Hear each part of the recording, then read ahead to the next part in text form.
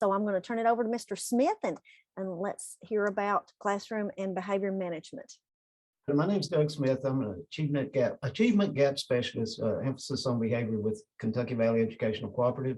My email addresses are on the screen, doug.smith@hazard.kyschools.us or doug.smith@theholler.org. Some talking points that we're going to briefly discuss are tiers of intervention. We're going to be asking the question, what is classroom management? We're going to be looking at some reasons for misbehavior, some ways to respond to behaviors, some tier 2 interventions that we'll discuss, what is behavior management, and we'll briefly look at some tier 3 interventions. So if we look at tiers of intervention, I know we've probably seen this slide quite often. This graphic shows how the tiers of intervention are used to address academics and behavior. So tier 1, or the green, represents those tier 1 strategies that are in place for all students. They're school-wide interventions. 80% of our students will respond appropriately to these tier 1 interventions. So some examples of tier 1 interventions are behavior expectations, or taught, practiced, reviewed, acknowledgement system for appropriate behaviors. We have social skills instruction and active supervision and engagement. So some of our students don't respond to just simply the tier 1 or the foundational proactive strategies that we put into place. Some of these students may need some tier 2 interventions. Now, tier 2 interventions are represented by the yellow. Interventions are layered on top of tier 1. Just because they didn't respond to the tier 1 interventions doesn't mean you stop providing those tier 1 interventions to our students. These are added on top of the tier 1 interventions. These are just another layer. And some of the strategies, these are pretty much specialized. They're small group and targeted strategies. And some of the things that we will look at be a check-in and check-out, some social skills groups, training and instructions, small group counseling, and then some other strategies that we'll use. Maybe a behavior contract, could be also just a school home note, some other strategies that are for a small group of individuals. So tier 3 strategies are for those more intensive individuals that we work with. Tier 1 strategies haven't been effective. We've implemented tier 2 strategies with Fidelity. They haven't been effective. So we're now looking at what are some tier 3 strategies that we can use. And these are, again, like I said, layered on top of each other. We don't stop doing the one just because they didn't respond appropriately. So with tier 3 strategies, we look at doing some individual therapy. We look at counselors. We look at outside agencies coming in and working with their students.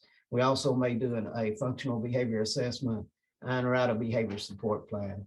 So just remember, these tiers that apply to academics also apply to behavior. So some tier 1 strategies that we'll look at, that's for all students, universal strategies. I was looking at the arranging the physical environment. So we want to arrange and organize the physical environment so that all students can be seen, heard, and move freely and engage in maximum learning activities and allow for active supervision. We want to look at establishing and teaching expectations, rules, procedures, and routine. Expectations should be positively stated. They should be presented in student-friendly language, and they should be posted in a manner that all students can see. And also they should be practiced, modeled, practiced, reviewed, and then retaught if need be. So active supervision, also with procedures and routines, you may look at developing procedures for different activities throughout the day. And we'll talk briefly about those later on. So I'll just leave that for a moment. So active supervision is being able to move about the environment, being able to interact with kids, walk and talk, to develop those relationships with those students, and to be able to hear the students, be seen by the students, and be able to interact with students in a positive and authentic way. So when we're looking at encouraging appropriate behaviors, we sometimes have to teach their students the appropriate behaviors that we want to see, and then we have to encourage them. We have to provide them with preventative prompts and behavior-specific praise. We have to teach them what is expected, communicate positive examples, give them specific feedback, and then motivate students with reinforcers. And as far as reinforcers, you want to ask the students what's something that they'd be willing to work for. A lot of times what we deem as reinforcing may not be a reinforcer for that student.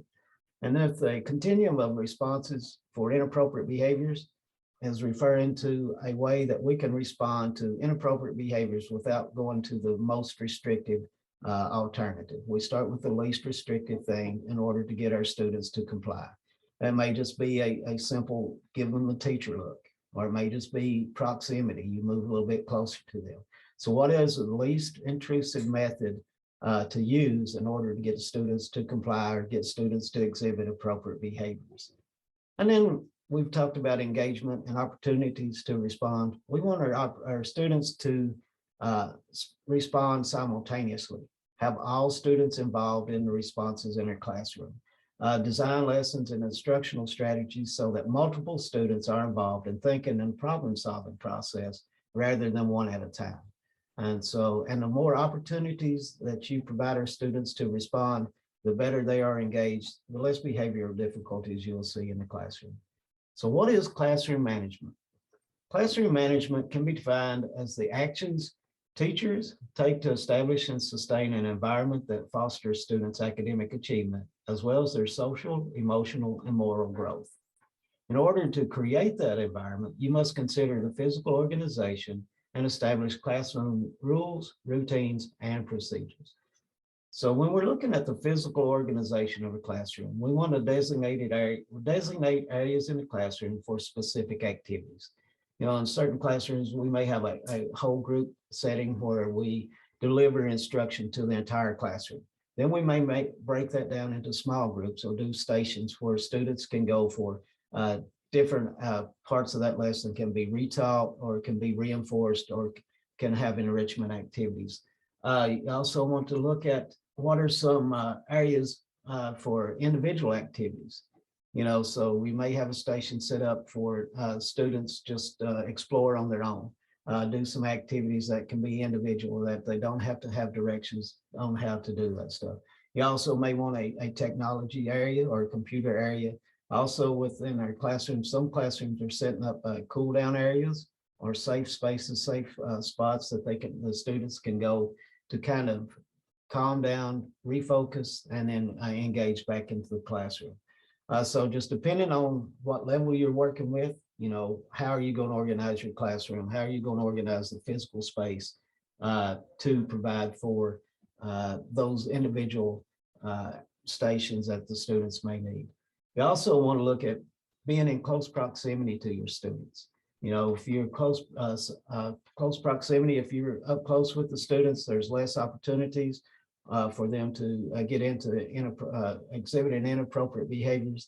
So be close to your students, be able to move about your environment so it's not cluttered, and be able to see your students and hear your students. Also, you may want to look at assigning seats. Assigning seats will allow you to be able to do that housekeeping things that you have to do, take attendance, you know, who's missing, who needs assignments to make up, so forth. And it also helps you to assign those seats where the students that may give you the most problems can be seated closer to where you're going to be. A lot of times we'll go into a classroom and you'll see some of our students that cause difficulties are sitting on the peripheral or on the outside edges of the classroom because they don't want to be seen. They don't want to be included in what's going on. So if you assign seats, then you can determine what students need that more support, more closeness, more of your proximity. Also, you can group students according to their academic and social needs as well. So with assigning seats. And there's different ways you can do that. In elementary, in elementary, you could do that by alphabetical order. And middle school, you could assign seats by, you know, who works well together, who needs more support from other peers. And in high school, you can write students' names on a piece of paper and on a chart, hang it inside the door. When they walk in, they find their name and their number and what seat they go to, like that. And again, depending on how they get along with others and depending on what other supports and needs they have. So just assigning seats will help keep your classroom calm and run smoothly.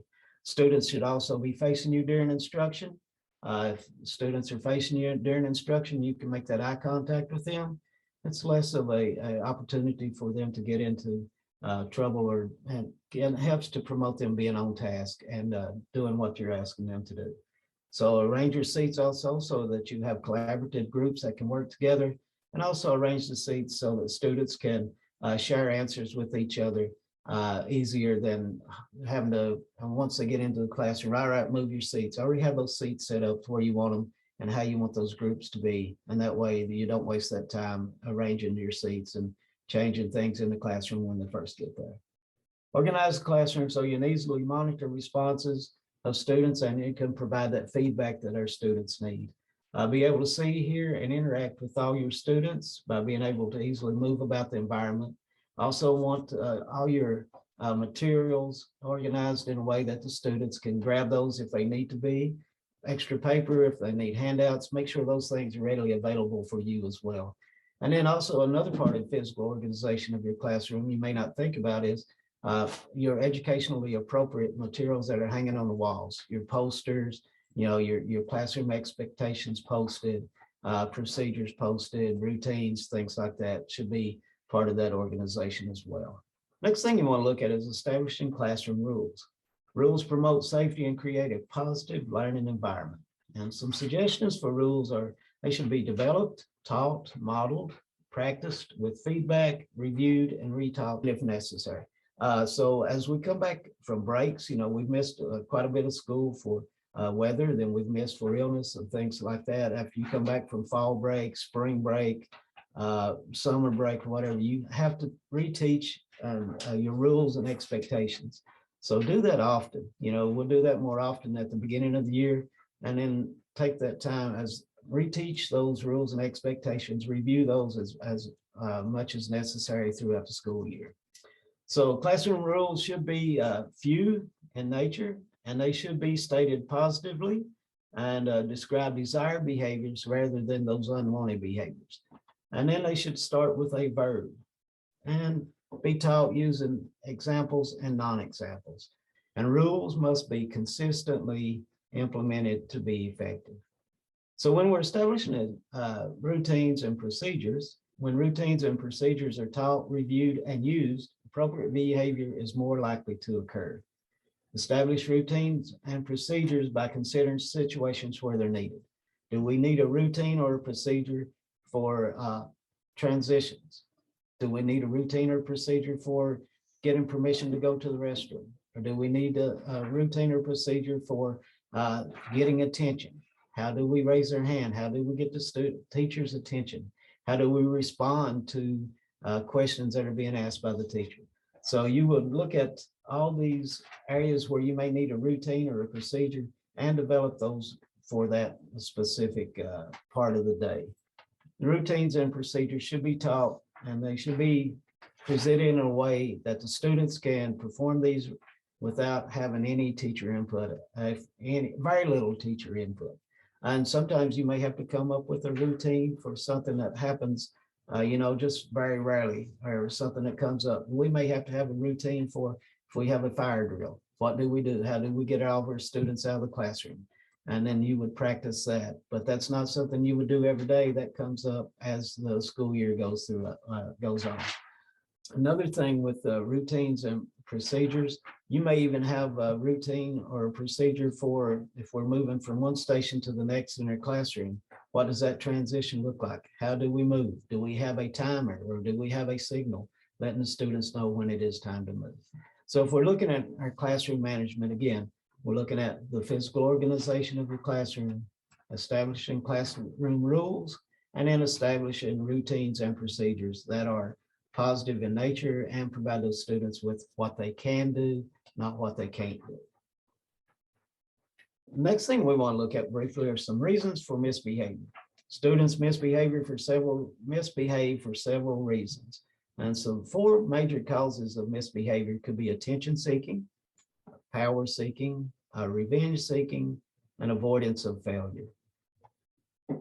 With attention seeking, that looks like they're constantly waving their hands to participate, or whining for help, or trying to entertain the class. So we all know what our kiddos look like when they're attention seeking. And we all know what that does to our classroom. So what are some ways that we can respond to those attention-seeking behaviors? And some of the ways that we could respond for those attention-seeking behaviors are catch them being good, give them attention for positive reasons, provide them with those opportunities to show you that they can work for you. An example with thanks for cleaning up, Brenda. That really saves me time. Teach them to ask for attention. Teach them how to raise their hand. Teach them how to get your attention. Teach them what to do if you're busy helping someone else. Who can they go to for assistance? So for instance, Heather, let's come up with a special signal that you can use to show me that you would like my attention or that you need me to come over and assist you. And then set up times to give students your attention. You know, a lot of times during lecture or during our discussion during class, they'll ask questions that may not relate to the topic that we're on, just to try to sidetrack you, just to try to get you to talk. So, you know, a good way to respond to that example would be, Dion, I'd love to hear more about your weekend. Could we do that during lunchtime? Set up a meeting with those students. Or what about come in during your break time and we'll talk about that topic all you want. And so sometimes that's just a way that you can provide them with a little bit of attention, but also doesn't take away from class.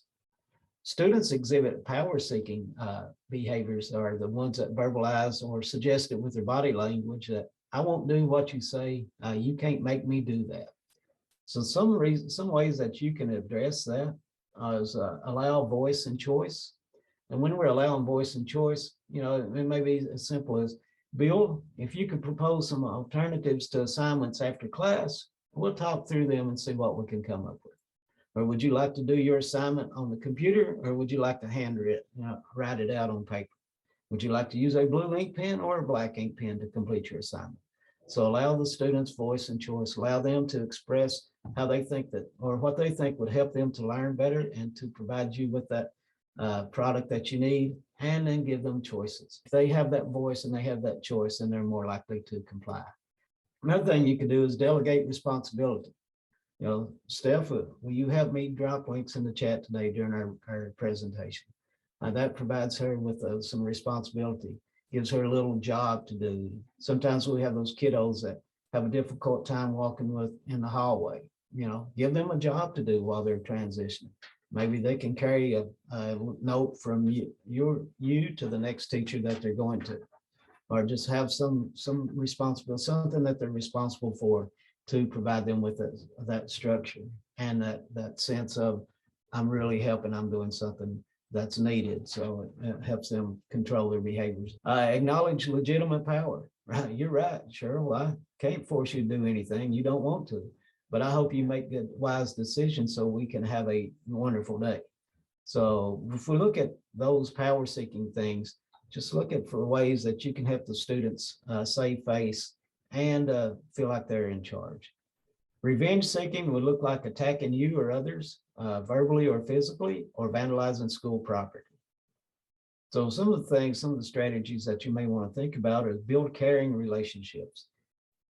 So Bonda, what's really upsetting you? I understand that I can tell by your voice, the tone of voice, and by your actions that you're upset. I know it's not this assignment that we're working on. What's really upsetting you? Would you like to talk? And help me to understand what you're going through so we can make this a better day for you. What can we do to help you? Teach appropriate expressions of feelings. Some suggestions could be used like a puppet show or drawings to express those feelings and emotions. You could also use I statements. I understand that you're having a rough day.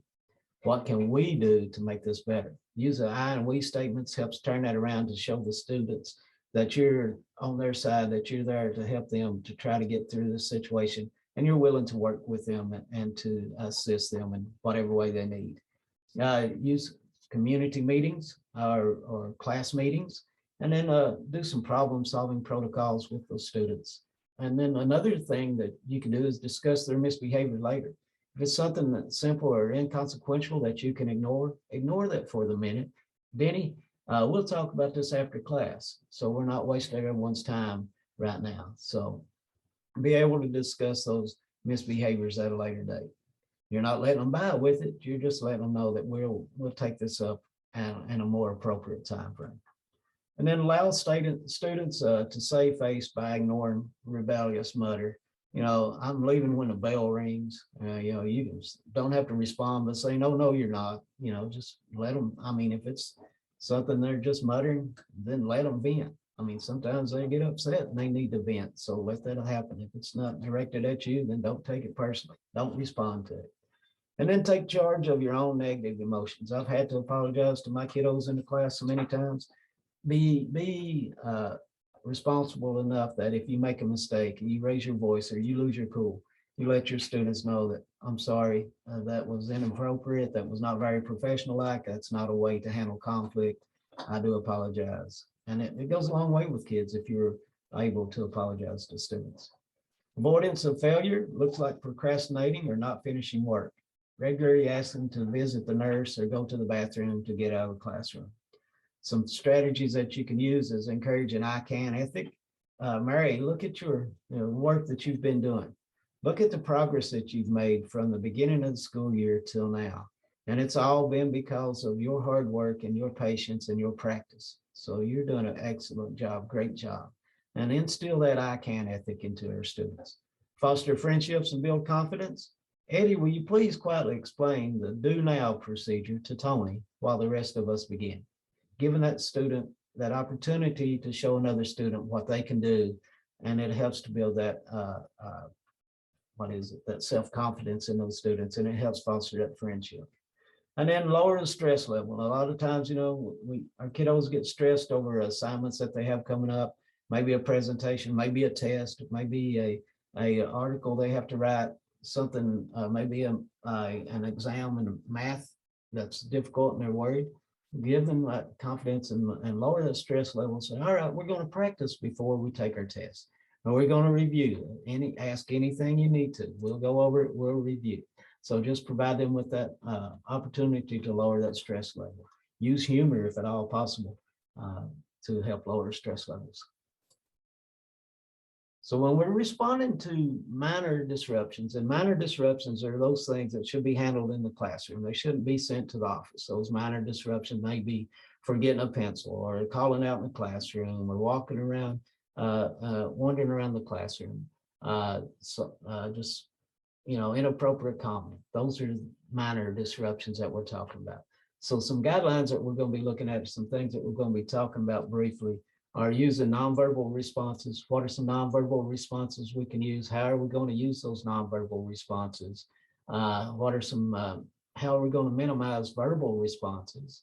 One of the things is don't interrupt the lesson flow. If we can address a situation without stopping the flow of the lesson, then by all means do that. Express very little emotion. Don't let your emotions take over. When you do, you sometimes say stuff and do things that you shouldn't. So just be able to control your emotions if you can. Remind, review, redevelop, or reteach your classroom procedures and expectations. Sometimes it just takes a reminder and sometimes a review to remember these are expectations. Let's practice these one more time. Great job. I really like the way that you showed respect by following the teacher and looking at our speaker. You did a wonderful job. Thank you. When we're looking at minor disruptions, some nonverbal interventions that you may want to think about using or may want to implement would be planned ignoring. Now, planned ignoring is a predetermined choice to disregard a behavior. One of the planned things that that drives me crazy is clicking a pen. If it doesn't bother anyone else in the classroom or if it's not disrupting class, then ignore that behavior if at all possible. It is difficult. But you've already determined to ignore that behavior. If little Dougie's going to call out 15 times in 30 minutes and it's not interrupted, and all the other students are used to it, and it's not disrupting class to a point where you have to stop, then ignore those call outs. These are things that you can ignore. If it's inconsequential, then don't respond to it. Ignore those things. Some signals that you may want to look by using signals, they convey information by means of emotion or an action. They help students check or change their behavior without calling attention to them. And then they should be discreet. The signal should be developed with the student and explain to the student what the signal means and when and how it will be used. So when we're looking at using signals, if you're going to use a signal, you want to make eye contact with the student. With that eye contact, they're looking at you, and then they can see what signal you all worked out.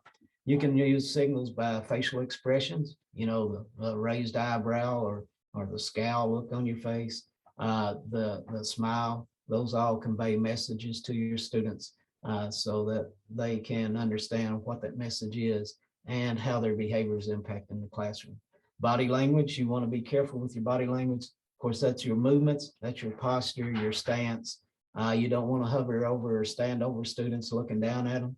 Try to lower yourself to your students' height or their eye level so that you're not in that. So a lot of students are intimidated by someone standing over them, looking down on them. Communicate confidence, competence, and concern with your body language. Some of us use gestures. Gestures are a way to convey messages through movements of the hands and arms, other parts of the body. Another thing that we could look at as far as nonverbal interventions or minor disruptions are those environmental prompts. A lot of our teachers are really good to try to get students' attention. They may flip the lights on and off. That's environmental prompt to let the students know, you need to change your behavior. You need to reel it back in a little bit. Another thing could be just pointing toward a seat or taking your books, the students' books, and then having them follow those books to another desk or to another area. So what are some environmental prompts? What are some ways that we can prompt our students with the appropriate behaviors by using the environment without having to say anything to them? Proximity prompts are those things where you move closer to the individual or a group of students in a non-threatening manner and encourage appropriate behaviors. Touch prompts are those things that are physical contact. It's used to indicate concern and reassurance. Just be very cautious using touch prompt. Be selective and make sure it is positive. And it may be a good idea to ask your kiddos or your students is, if you're having a rough time, it'll be all right if I touch you on the back or if I give you a high five, because those touch prompts may be those trauma reminders, and they may trigger a reaction that you didn't mean to or didn't intend to happen. So be very selective and cautious when using touch prompts. And then the last one we'll look at would be some sensory strategies. What are some ways that we can minimize the external stimuli the students are going through? What are some decompression strategies that we can use? As far as minimizing external stimuli, look at using a quiet place or a time away, an area in your classroom where they can go and just sit for a couple minutes and just kind of refocus and then come back and rejoin class. Some of the decompression strategies are use the fidgets, the stress balls, listening to music, fabrics. Sometimes that'll help students use headphones, press hands together, use those deep breathing activities, deep breathing strategies, mindfulness activities. Those are some sensory strategy issues. An example, I had a young man that he would, if you wore blue jeans, he would pinch you. And any other type of pants or dresses or whatever didn't get pinched. But if it was Levi's or blue jeans or denim, then you got pinched. And come to find out, it was the feel of the denim that he liked.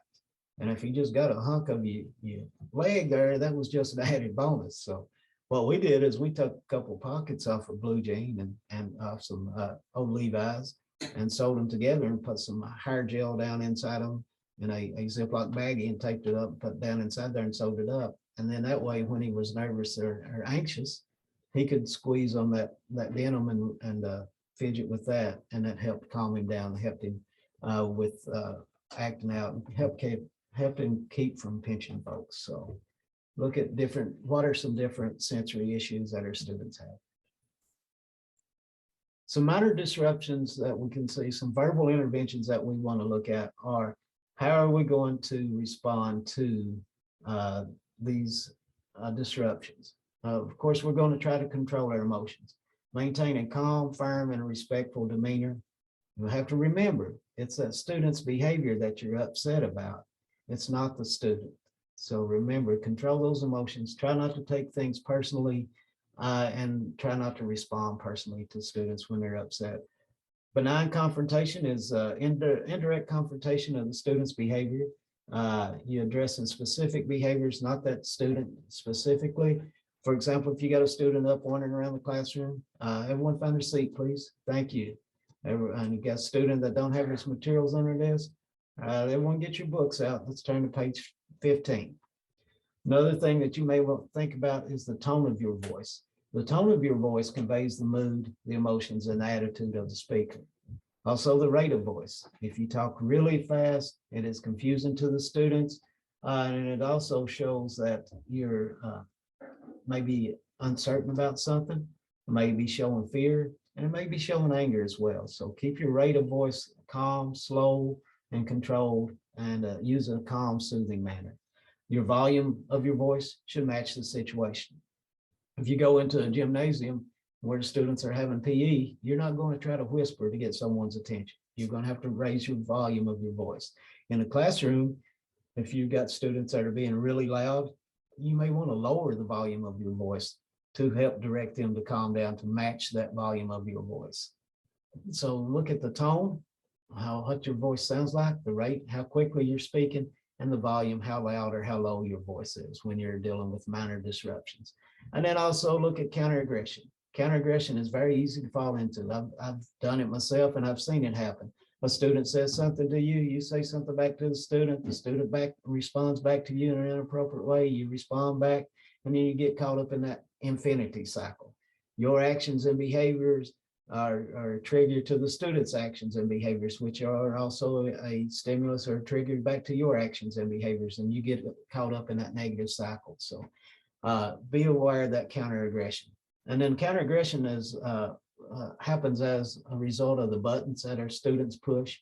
You know, they just look for things that get under your skin or aggravate you, and they're going to use that when they get into a situation where they're upset or out of control. They're going to use those buttons, push those buttons to try to get you to lose control and you lose your cool. And when you do, the student becomes in charge then, and you've lost all control or all authority at that point.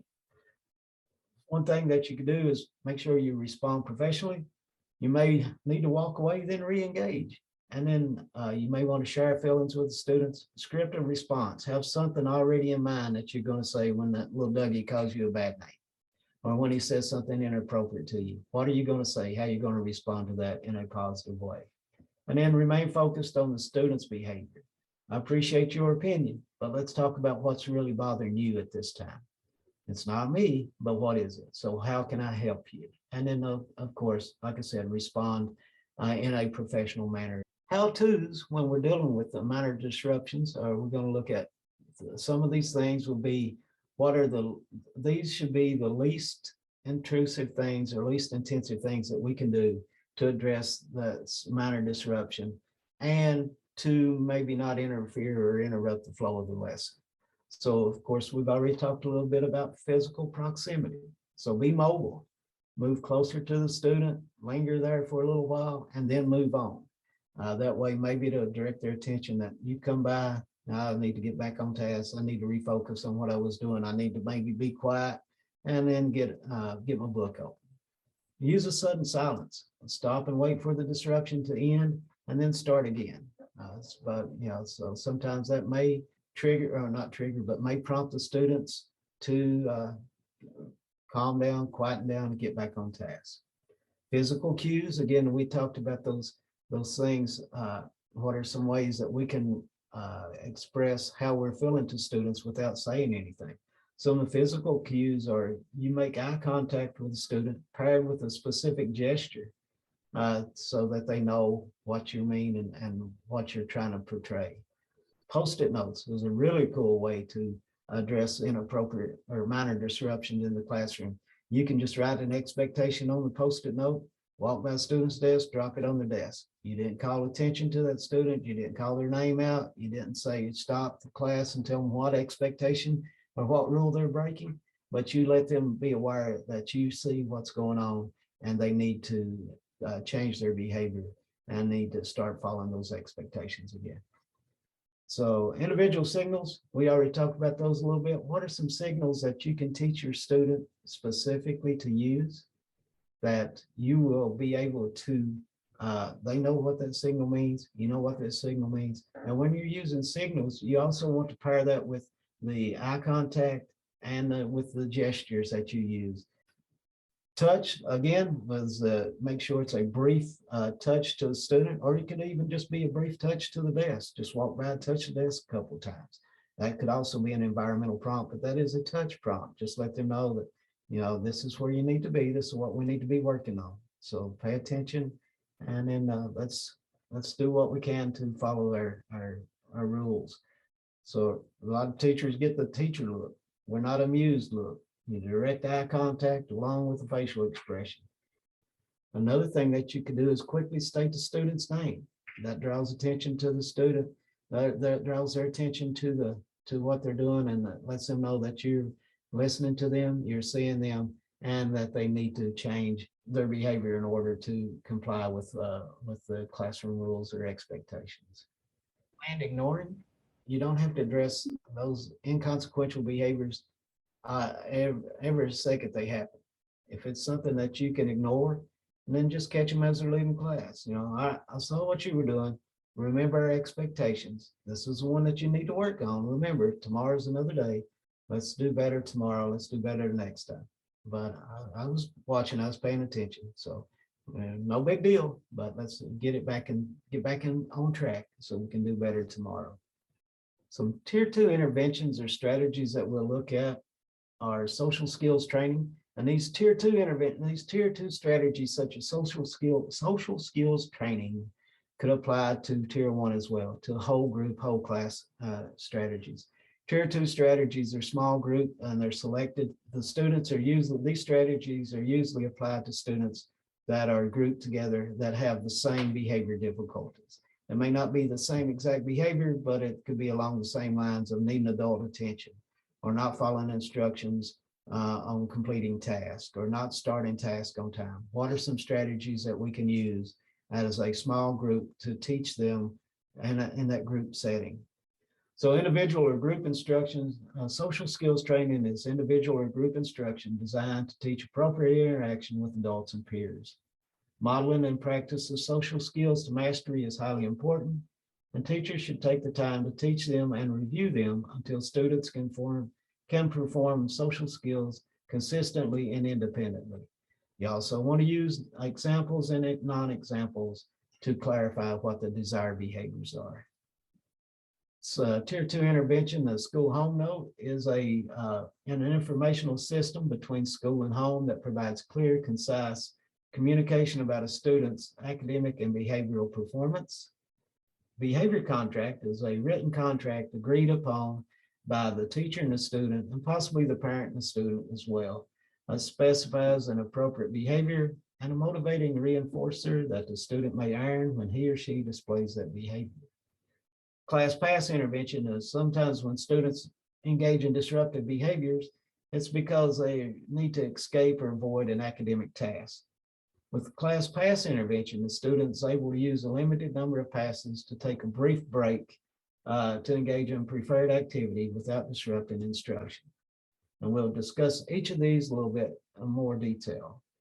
Mentoring involves allowing another student to aid, mentor, or tutor a student, or allowing that student to be a mentor of a younger student in a lower grade. And then check-in and check-out is probably one of the most widely used tier 2 interventions that's available. And it is a group-oriented behavioral intervention that delivers additional support to students with similar behavioral needs.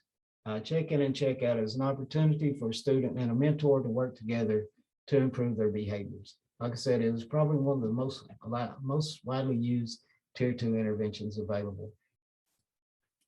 So what is behavior management? Behavior management focuses on maintaining positive habits and behaviors and reducing negative ones. Behavior management can be accomplished through modeling, rewards, or punishment. I think the key thing here is we want to be able to manage our students' behaviors through the rewards. We want to provide them with rewards for appropriate behaviors. I'm not saying do away with all punishment. I'm just saying that the more opportunities you have to respond positively and reward those students in a positive way, the better likelihood you will have of the students following your rules and expectations and not engaging in inappropriate inappropriate behaviors. So we broke this down a little bit into elementary, middle, and high. Now, I'm not saying that these will just work just for these students. I've seen that in situations where check-in and check-out was a strategy used for elementary. And then check-in and check-out can also be used for middle school as well. The class pass can be used for all. If you think a school home note is appropriate, but I think it goes into a little bit about the school home note is a strategy that's used that is incorporated a little bit into check-in and check-out. And so I think that you could use that for all classes. Depending on your students' needs is what you want to base what strategy you use. So a school home note is, like I said, is an informational system between the school and home. This communication should occur on a regular basis, and it should emphasize information, positive information, and also include information about areas of concern. Methods for communication may include the phone contact, face-to-face meetings, email or notes, or letters of correspondence. So with the school home note, a lot of times the student will have a handout with them that for elementary, it may have the rules or expectations on them. Maybe be safe, be respectful, be prepared. And then they may have smiley faces out beside each of those expectations. And the three faces, they have a frowny face, a face with just a line across it, and then they have the smiley face. And you rate how that student did throughout each class period or throughout hourly or however often you need to rate that student. And then at the end of the day, you look at you share that information with the student. The student takes the school home note home, presents it to their parent or the caregiver. They provide them with a reward or encouragement to do better tomorrow, and then they sign it and send it back to you. Some examples of way to do that is like pre-K or kindergarten K1 would be Johnny would take his sticker chart at the end of the day to home and let mom see how many stickers he got, and then would praise him for that and provide him with a reward. And again, like I said, whatever is rewarding to that student is what you want to be able to provide that student. If you want to use a school home note in an elementary setting, you could send a note home with 4 different students each day, rating their academic work, study habits, and effort. So by sending home just 4 each day, instead of sending a school home note every day for a student, you could have 4 a day, or you could break it up into, how many, as many students as you need to get a home note each day. That way it just keeps communication with that home open. Send that note home with them. And then by the end of the week, if you have 20 kids and you send 4 home a day, by the end of the week, you send a school home note home to every student throughout the class. So that may be a way. If we're using this for our special ed kiddos or exceptional needs students, we would do a school home note every day. Send that note home with them, bragging on how well they've done. And then, of course, we want to look at some of the areas of concern that we still have. What are some ways that we can help little Dougie to do better in school and in class? We also look at secondary students. The student takes home a note indicating, how they've done in class. If you look at that, you look at assignments that they have completed, and then an upcoming test dates, or maybe other information that the parents need to know or they need to be aware of. And then the parent signs that note and sends it back to you the next day, acknowledging that they received that note and that they understood the note and they shared that with their child. Class pass is one of those strategies that could be used in elementary, it could be used in middle school, and it could also be used in high school. So the class pass intervention, the student's able to use a limited number of passes to take a brief 5 to 10 minute break to engage in a preferred activity without disrupting instruction. This is used to promote increased work tolerance, and it is also used to just kind of let them refocus on what they need to be doing and be able to participate in class without disrupting class. You can assign those students maybe 5 class passes per hour first starting out with the strategy or the intervention. And then every time they need a work break or whatever, they can turn in a class pass and then take a work break somewhere in the classroom or somewhere in another part of the building where you know they will go and then return back from after their few minutes are up. Then after they present you with a class pass, then you can determine how much time elapses before they can use another class pass. So if they use one, as soon as they get to class, there may be 10 minutes before they can use another class pass. That way, you determine how many they need throughout the day and how many per hour or whatever. But it's just a way for them to take that momentary break from work or from class and from that stimuli. But a way to incentivize, a way to make them want to not use the class pass is at the end of the week, if they saved up a certain amount, they get a larger reward, or they get a something more reinforcing to them than just a few minute break throughout the day. So it encourages them not to use those class passes as often as they get used to using that intervention. So like I said, that strategy can be used for elementary, middle, or high. Another strategy that can be used for all would be the behavior contract. And then a behavior contract, like I said, is a written agreement between the teacher and the student and the parent. This is what the teacher is going to do as part of the contract. This is what the student's going to do as part of the contract. And this is what the parent's going to provide, or the caregiver is going to provide as part of that contract. You will sign, all three will sign that. And then once it's signed, you can remind the student, you keep a copy of it, give the student a copy, send a copy home, but remind the student of that when they're, when they're failing to complete assignments. Remind them of their behavior contract. Remember, I'm going to provide you with a popcorn party if you turn in 5 assignments this week. And then when you get home, you're going to be able to watch an extra 30 minutes of TV this evening. So everyone knows what's going on. There's some things that you can include is a contract signed for preschool. Informal verbal contract can be appropriate, but contracting involves a delay or interval before a reward is given. So remember that it may be difficult for the students to adhere to that contract because they're not seeing the reward. They're not being rewarded for following the rules and expectations set forth by that contract. So positive consequences should be included in all contracts. So what are some things that could positively impact the way our students behave in the classroom?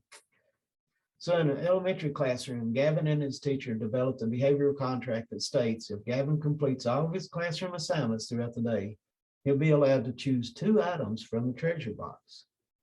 If we're looking at secondary, Kevin's failing his algebra class. His teacher puts him on a behavior contract.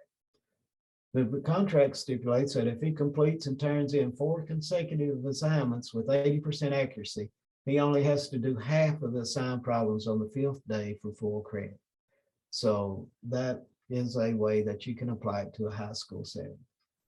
Mentoring, as we were saying, involves students being able to work, aid, and tutor other students, or you could do that with a younger student in a lower grade. We had a mentoring program at a school that I was at, and it was our 7th and 8th grade kids. Our 8th grade kiddos had the opportunity to be a mentor to a 5th grade student. So that helped with our 5th grade students to have someone older that they could look up to and go for help and advice. And it also helped build the confidence of our 8th grade students by showing our younger kids what they could do and how the learning or the academics that our younger students are participating in or going through helped them as they got into the upper grades as well. We also had some of our special ed kids that could go into the kindergarten and 1st grade classrooms and read stories to those students. And that was a way that really built their confidence up. And it also helped those younger kiddos to have somebody that if they saw in the hallway, they could say hi to and just build those relationships and those friendships as the students progress throughout the school. So just a way to build, great way to improve self-confidence, and it also helps reinforce foundational skills, and friendship, relationship building skills. So you could use mentoring in middle and also in high school as well. Then our last thing that we want to look at as far as behavior management and strategies to use would be how are we could, is the check-in and check-out. And check-in and check-out at its basic level is an opportunities for a student and a mentor to work together. It's an opportunity for those students that need that adult attention to have attention, and it helps to improve their behavior. The goal of this strategy is to prevent future problem behavior by checking with students daily to share clear expectations, feedback, and support. The components of check-in and check-out include an adult a monitor or mentor, daily communication between the adult, teachers, parents, and students, frequent behavioral feedback through a daily progress report or a school card, and reinforcement for appropriate behavior. So in a nutshell, check-in and check-out, the student first gets to the school, they check in with the designated check-in and check-out person. That person encourages the student to have a good day. They get their daily progress report, which has the goals and objectives that they need to work on throughout the day, with a rating scale, and they know how many points they have to have in order to get a reward at the end of the day. They take that daily progress report with them to each classroom, and during the class, the teacher rates the student on how well they did in that classroom, 0, 1, or 2.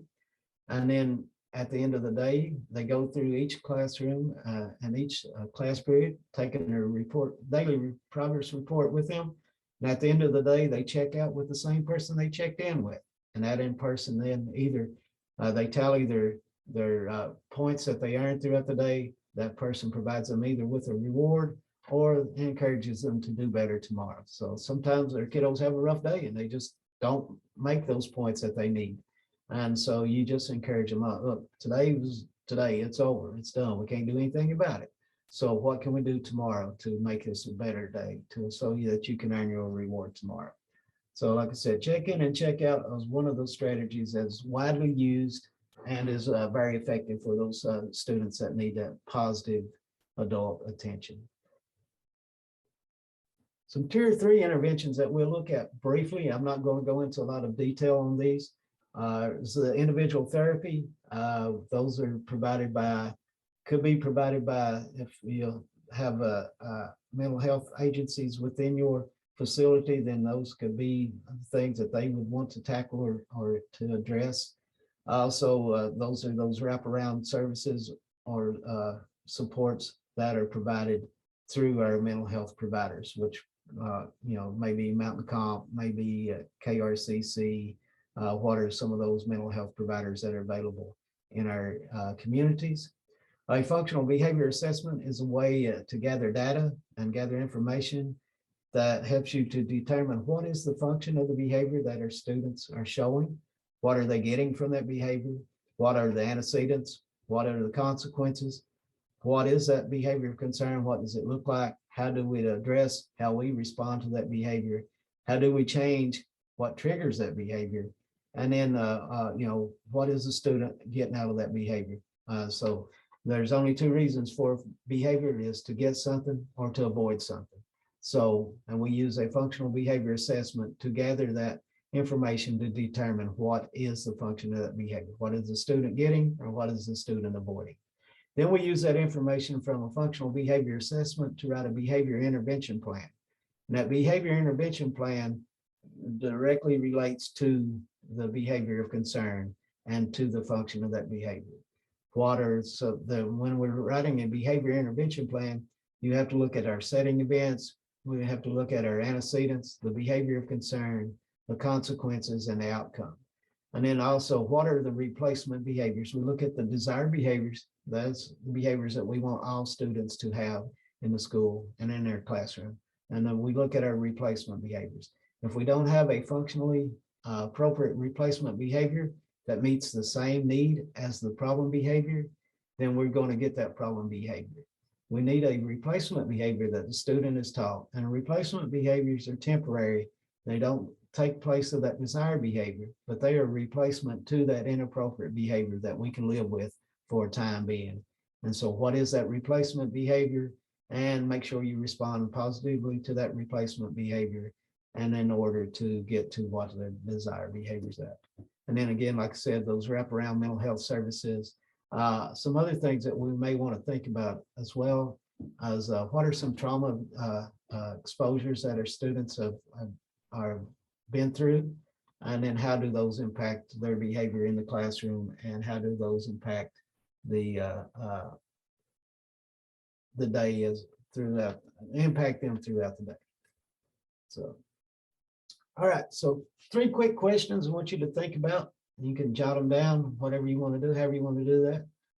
What is something I learned from our presentation? How will I apply this new information? And what are some questions I still have? And so this is just kind of a reflection for your part. So just take about a minute to write down, what did I learn? How will I apply this new information? And what questions do I still have? And here's my contact information. If you need it, please feel free to contact me with any questions or concerns or ideas or some suggestions, and be happy to help you if I can. Thank you, Doug, for your session. We appreciate you sharing that. Thanks everyone for joining us today. Appreciate it. Y'all be safe, be kind, be exceptional.